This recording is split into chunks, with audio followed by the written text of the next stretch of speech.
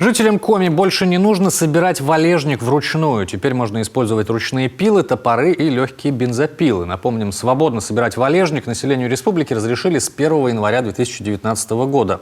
Однако только спустя 4 года в региональном законодательстве прописали, что делать это можно еще и с помощью инструментов.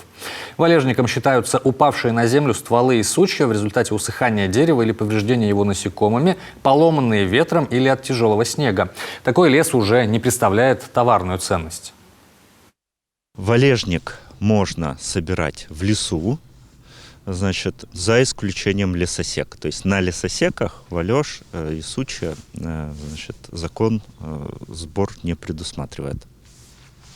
Кроме этого, валежник можно собирать круглогодично, без ограничений, в лесах любого целевого назначения.